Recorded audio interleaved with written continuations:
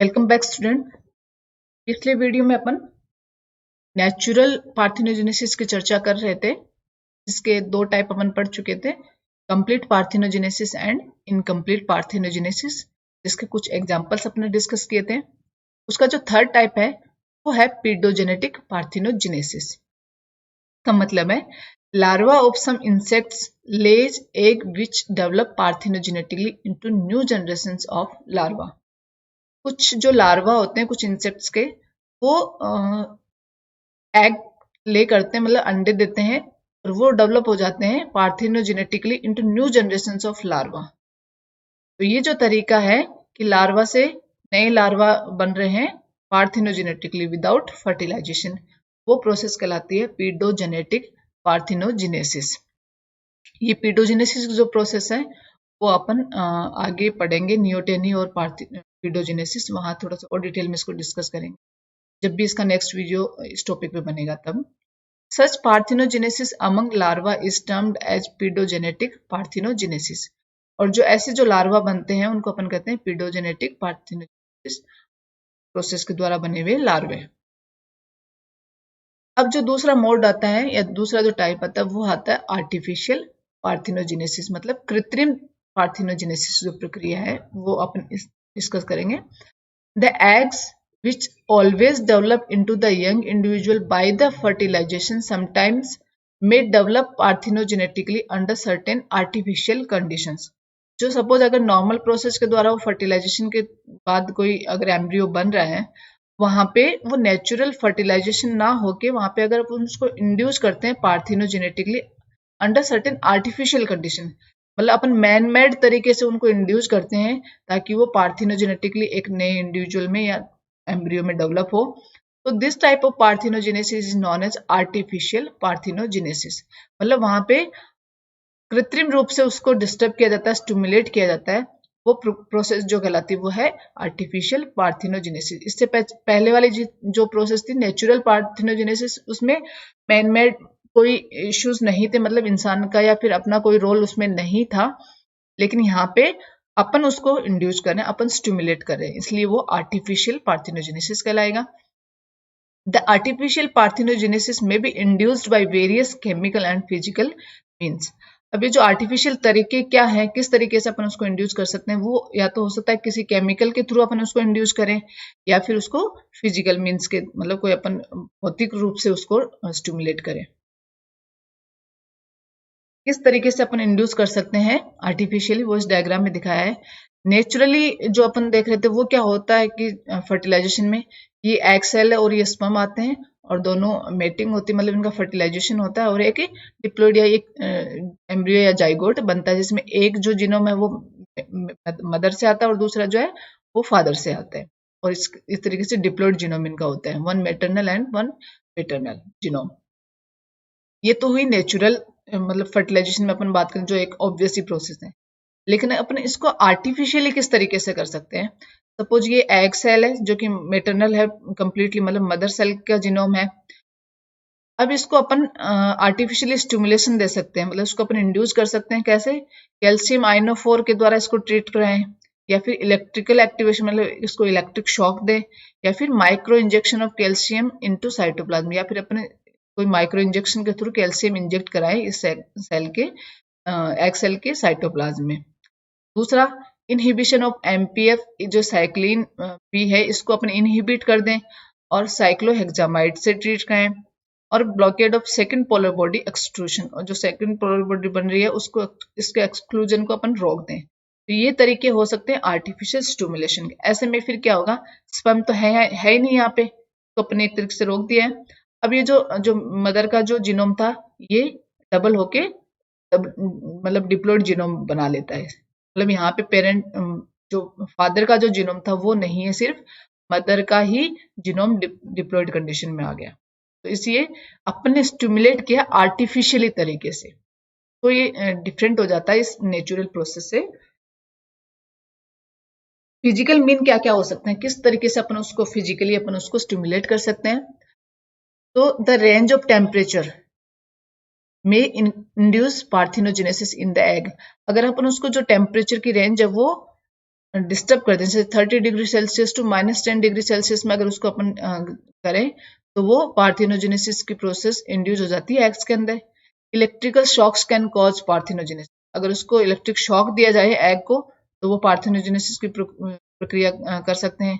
Ultra violet light can cause parthenogenesis, UV rays से अगर egg को ट्रीट करें तो पार्थिनोजेनेसिस की प्रोसेस हो सकती है।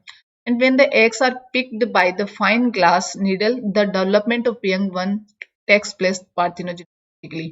अगर एग्स को अपन प्रिक करें, मतलब उसको अपन ऐसे सुई चुभे एक तरीके से बाय फाइन ग्लास निडल्स, जो ग्लास निडल्स होते हैं उनके द्वारा अगर हम उनको पिक करें, मतलब ऐसे चुभोए उनमें, तो जो नए जीव बन सकते हैं पार्थिनोजेनेटिकली विदाउट फर्टिलाइजेशन। दूसरा तरीका हो सकता है केमिकल मीन्स, मतलब कौन कौन से केमिकल से अपन उनको ट्रीट कराएं ताकि उनमें पार्थिनोजेनेसिस की प्रोसेस इंड्यूस हो सके। तो वो है क्लोरोफॉर्म, अगर उनको क्लोरोफॉर्म से ट्रीट करा सकते हैं। Hypertonic and hypotonic sea water से अपन उनको ट्रीट करा सकते हैं। Chlorides like calcium, potassium, sodium, magnesium etcetera. इसके अलावा acids such as butyric acid, lactic acid, oleic acid and other fatty acids, अगर इनसे ट्रीट कराएं तो भी पार्थिनोजेनेसिस की प्रोसेस स्टार्ट हो सकती है। इसके अलावा fat solvents like toluene, alcohol, benzene and acetone, और इसके अलावा यूरिया एंड सुक्रोज, अगर इन केमिकल से ट्रीट कराएं तो पार्थिनोजेनेसिस की प्रोसेस आकर हो सकती है। ये है किस तरीके से अपन जो नीडल से पिक कर रहे हैं एग सेल को, ये यहाँ पे दिखाया गया है एक्सपेरिमेंटल पार्थिनोजेनेसिस की। नाउ सिग्निफिकेंस ऑफ पार्थिनोजेनेसिस, मतलब क्या महत्व है पार्थिनोजेनेसिस का। So the parthenogenesis serves as the means for the determination of sex in the honeybees, wasp, etc. तो पार्थिनोजेनेसिस का एक बहुत बड़ा रोल अपन जब हनीबी को पढ़ रहे थे, जहाँ labour of division of labour पाया जाता है, वहां पे देखने को मिलता है किस तरीके से वहां कास्ट का डिटर्मिनेशन होता है, मतलब किस तरीके से मेल बनते हैं, किस तरीके से वर्कर भी बनती है और किस तरीके से क्वीन बनती है। तो वहां पे सेक्स का जो डिटर्मिनेशन है वो पार्थिनोजेनेसिस डिसाइड करता है, क्योंकि वहां पे जो विदाउट फर्टिलाइजेशन के जो एग थे, अनफर्टिलाइज्ड जो एग थे, वो मेल बन रहे थे वहां पे। तो मेल कैसे बन रहे थे? पार्थिनोजेनेसिस की प्रोसेस के द्वारा। तो वहां पे सेक्स का डिटर्मिनेशन हो रहा है, मतलब मेल बनना कौन डिसाइड कर रहा है? ये पार्थिनोजेनेसिस की process. The parthenogenesis supports the chromosome theory of inheritance. Chromosome जो थ्योरी है इनहेरिटेंस की, वो पार्थिनोजेनेसिस सपोर्ट करता है उसको। The parthenogenesis is the most simple, stable and easy process of reproduction. ये बहुत ही सिंपल तरीका है रिप्रोडक्शन का, इसमें किसी तरह की कोई मेहनत नहीं लगती और इजीली हो जाता है। The parthenogenesis eliminates the variation from the population. क्या होता है कि अगर जो फर्टिलाइजेशन होता है उसमें इधर से भी जीनोम आ रहा है, इधर से भी जीनोम आता है, तो ऐसे में वेरिएशन आ जाते हैं, विभिन्नताएं आ जाती हैं।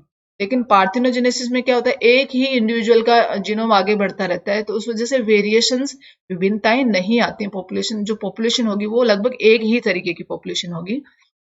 The parthenogenesis is the best way of high rate of multiplication in certain insects. और इस वजह से जो मल्टीप्लीकेशन होता है, उनके नंबर में कंटिन्यूसली जो वृद्धि होती है, वो हाई रेट पे हो सकती है पार्थिनोजेनेसिस में। अगर फर्टिलाइजेशन की प्रोसेस हो तो वो लंबा टाइम ले सकती है, लेकिन पार्थिनोजेनेसिस की प्रोसेस से वो बहुत कम टाइम में उनकी मल्टीप्लिकेशन रेट बहुत ज्यादा होती है। इसके अलावा the parthenogenesis causes the polyploidy in the organism. Polyploidy मतलब नंबर ऑफ क्रोमोसोम्स के जो सेट्स होते हैं, वो जैसे n है या 2n है या 3n है 4n, ये जो है ये गलती पॉलीप्लॉइडी। तो ऐसी सिचुएशन पार्थिनोजेनेसिस के द्वारा डेवलप होती है। The parthenogenesis encourage advantageous mutant character. कुछ कैरेक्टर ऐसे होते हैं, कुछ म्यूटेशन ऐसे होते हैं जो अपने लिए मतलब एडवांटेजेस होते हैं उनके, तो जो एडवांटेजियस म्यूटेंट्स हैं उनको इनकरेज करता है parthenogenesis. And the parthenogenesis checks the non adaptive combination of genes which may be caused due to the mutation. और non adaptive combinations of genes हैं उनको रोक देता है एक तरीके से। And due to parthenogenesis, there is no need for the organisms to waste their energy in the process of mating. और चूंकि इंडिविजुअल पार्थिनोजेनेसिस के द्वारा बन रहा है, तो क्यों वो फर्टिलाइजेशन या मेटिंग की प्रोसेस में अपने फालतू की एनर्जी वेस्ट करें, इजीली जब उनके पास ये तरीका है रिप्रोड्यूस करने का। And the parthenogenesis avoids the sterility in the races. और जो स्टेरिलिटी आती है, मतलब बंध्यता आती है उसको चेक करता है पार्थिनोजेनेसिस। क्योंकि अगर फर्टिलाइजेशन में कई बार जैसे बच्चे नहीं होते हैं, ऐसे में जरूरत ही नहीं है इनको फर्टिलाइजेशन की, ये बिना फर्टिलाइजेशन के भी रेस को आगे बढ़ा सकते हैं। ये तरीका है कि किस तरीके से पार्थिनोजेनेसिस है वो नॉर्मल फर्टिलाइजेशन से डिफरेंट है, जो कि अपने पिछली स्लाइड में भी देखा कि मेल, यहाँ पे मेल और फीमेल जो गेमेट्स हैं वो फ्यूज करते हैं और डिप्लॉइड सेल का निर्माण करते हैं, जबकि यहाँ पे मदर सेल ही डिवाइड करती है, दो सेल्स में डिवाइड हुई, दोनों दोनों जीनोम फिर आपस में फ्यूज कर जाते हैं और एक डिप्लॉइड जीनोम बनता है। यहाँ पे मदर और फादर का जो जीनोम है, जबकि यहाँ पे सिर्फ मदर का ही जीनोम है। तो ये इस तरीके से ये नॉर्मल फर्टिलाइजेशन के प्रोसेस से डिफरेंट है। तो ये था अपना टॉपिक पार्थिनोजेनेसिस। आज के वीडियो में फिर इतना ही।